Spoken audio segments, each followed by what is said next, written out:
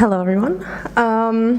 Okay, so I think a lot, or most of us, since we're all here at the Hack4Good hackathon, we're interested in addressing climate change as an issue. And maybe some of you sort your recycling, or maybe you take your bike to work, or even grow your own fruits and veggies. But as an individual, I feel sometimes it can feel a little bit overwhelming and a little bit daunting to try to change the world by yourself. So what we wanted to try to do was make it easier for the average Joe, quote unquote, to take part in local initiatives and local projects, and even get involved with green startups and stuff like that. So we created Cleanmap, if we can get that up. I think the Google thing has crashed my computer. I think Google killed my computer, sorry.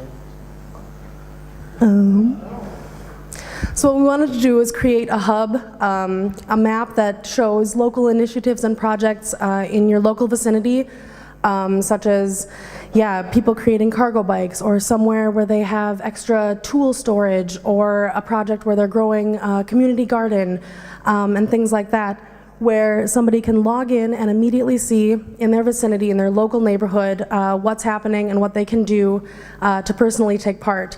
And so as a user, you can sign up and start having the conversation and start getting involved with local projects. Or if you're an individual or a company or a startup that wants to create their own project or initiative, they can also add that to the local map and get some more eyes on it, hopefully.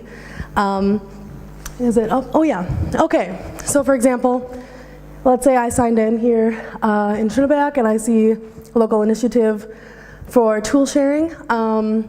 And so you can see who's already involved, or if they need volunteers, or what kind of stuff you can contribute to the project as well.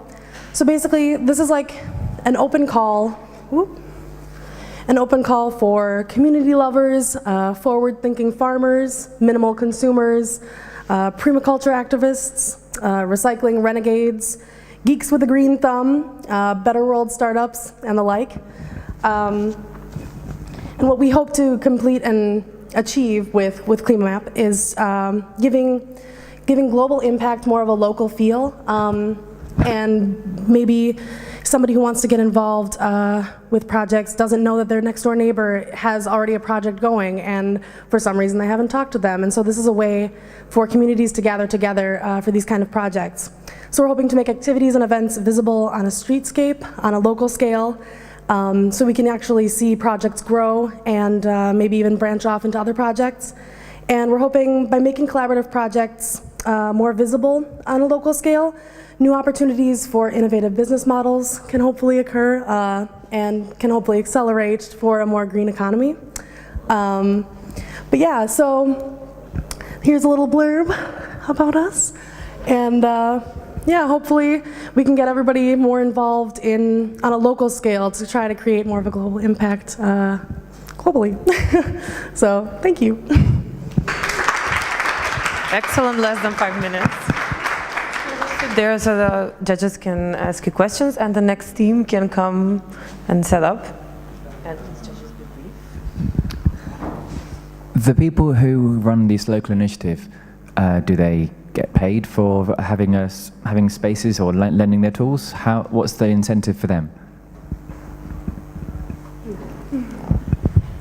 Well, actually, the name and the map itself really should give already the impression that it's at this point it's absolutely open who we actually attract with in the first place. We were actually curious ourselves, but what we've noticed or what we've discussed a lot, that our experience was that a lot of people really don't know what's happening next door, and let's say coming up with a energy community who really decides together to go for renewable energies, I need to know what's going on next door. So this local level is extremely important, and we also had much bigger visions in what we wanted to show also, and what could be served with this type of app.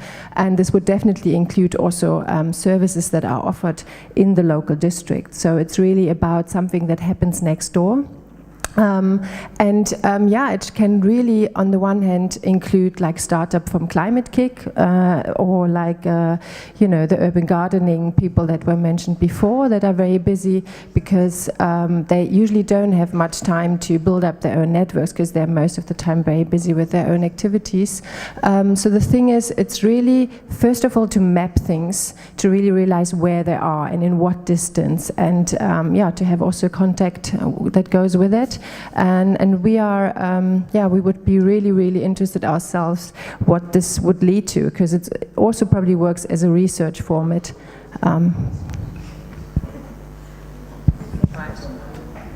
Good.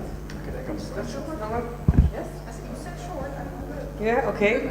Thank you, team, very much.